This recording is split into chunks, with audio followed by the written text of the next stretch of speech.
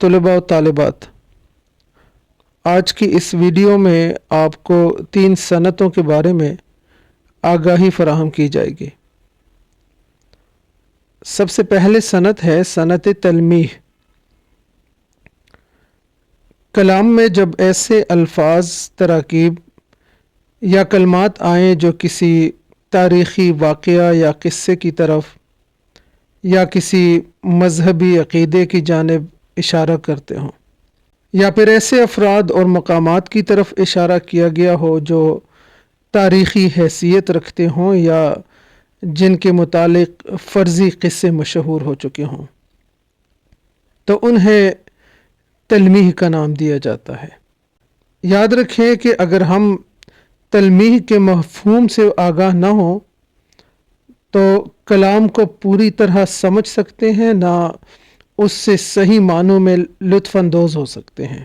اس کا فائدہ یہ ہے کہ کسی طویل واقعے کا بیان محض ایک لفظ یا چند الفاظ میں کر دیا جاتا ہے۔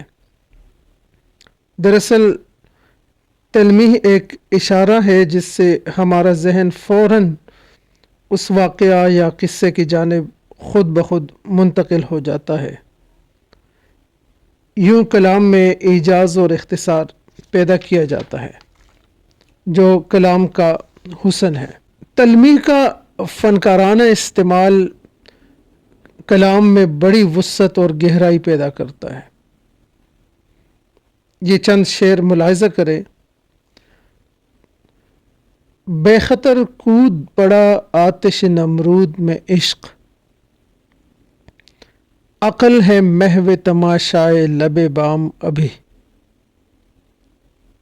تو شعر پڑھ کے فوراً ذہن میں ابراہیم علیہ السلام اور آتش نمرود کا وہ واقعہ آ جاتا ہے۔ حالانکہ پورا قصہ بیان نہیں ہوا، چند لفظ ہیں اور اس سے پورا ایک تاریخی اور مذہبی واقعہ ذہن میں آتا ہے۔ ایک اور شعر ملاحظہ کریں۔ کیا فرض ہے کہ سب کو ملے ایک سا جواب، آؤ نہ ہم بھی سیر کریں کوہ طور کی۔ تو موسیٰ علیہ السلام کے واقعے کی طرف اشارہ ہے۔ اس شعر کا انتخاب میں نے اس لیے بھی کیا تھا کہ یہاں ایک عمومی غلطی جو لوگ کرتے ہیں، بلکہ اس شعر میں بھی موجود ہے، وہ کوہ طور کی ترکیب ہے۔ لگے ہاتھوں اس کی تصحیح بھی کرتا چلوں کہ کوہ طور کی ترکیب درست نہیں ہے، اگرچہ شاعری میں عام طور پہ یہ نظر آ جاتا ہے اور لوگ ویسے بھی استعمال کرتے ہیں۔ کوہ فارسی میں پہاڑ کو کہا جاتا ہے اور طور عربی میں پہاڑ کو کہا جاتا ہے، تو اس ترکیب کے معنی کچھ بنتے نہیں ہے۔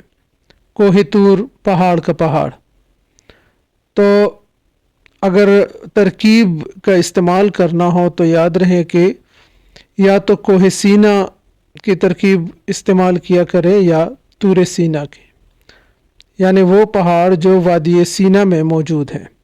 تلمیح ہی کے سلسلے میں ایک اور شعر ملاحظہ کریں۔ ابن مریم ہوا کرے کوئی، میرے دکھ کی دوا کرے کوئی۔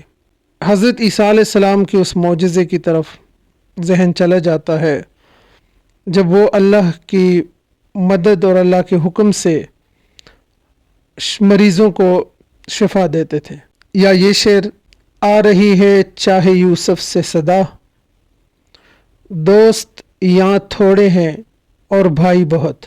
تو یوسف علیہ السلام اور ان کے بھائیوں کا واقعہ، جب یوسف کو کنویں میں پھینک دیا گیا تھا، سارا واقعہ ذہن میں آ جاتا ہے۔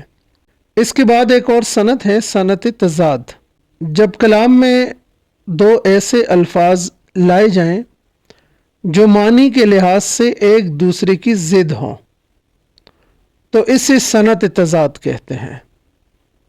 جیسے دن اور رات، سیاہ اور سفید، خوشی اور غم، آگ اور پانی، یہ مختلف الفاظ ہیں جو مختلف معنی رکھتے ہیں۔ अशार में इनका इस्तेमाल मुलाहिज़ा करें। अमल से ज़िंदगी बनती है जन्नत भी जहन्नुम भी, ये खाकी अपनी फितरत में न नूरी है न नारी है।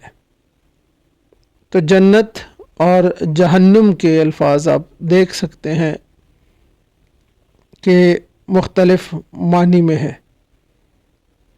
इसी तरह एक और शेर के मोहब्बत में नहीं है फ़र्क जीने और मरने का, उसी को देख कर जीते हैं जिस काफिर पे दम निकले।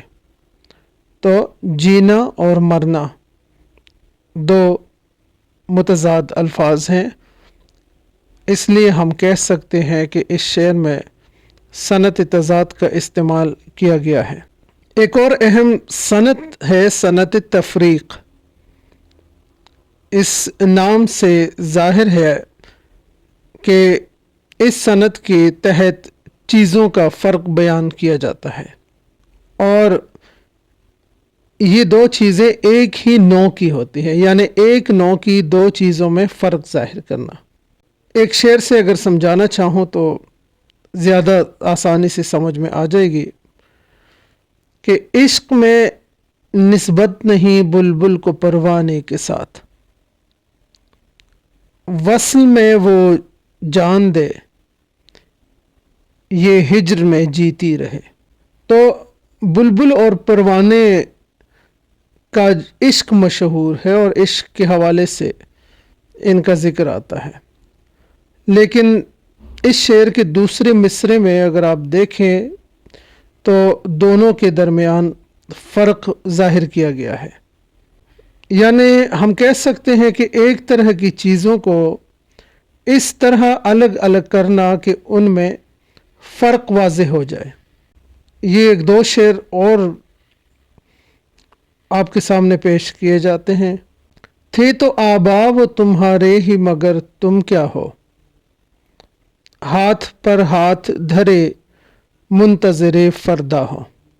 तो आज के मुसलमान और उनके आबा के दरमियान एक फ़र्क बयान किया गया है।